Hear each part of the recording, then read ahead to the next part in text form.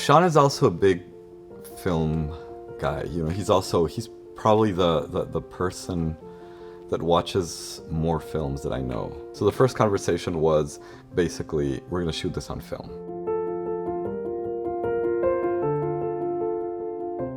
You know, we started kind of seeing, okay, we're gonna shoot on 35. How are we gonna make this look the way we want it to look on 35? I was here at Panavision doing tests. We needed to really pop the colors in a way that felt like you were seeing things in the eyes of a 6-year-old kid. And I was thinking about how when you're 6, how colors are more lively. Everything's a little more intense, you know?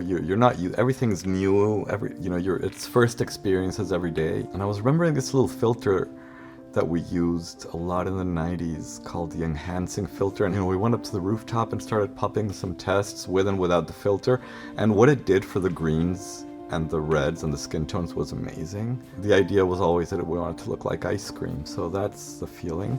And that's where the E-series lenses came up. They kind of had that softness to them. They flared in a slightly milky way, which was really nice. When the characters are backlit, the light kind of wraps around them and just kind of infuses it a little bit with a dreamy vibe, which also kind of made me feel like hot, humid summers. It was just a bit of an experiment, little by little.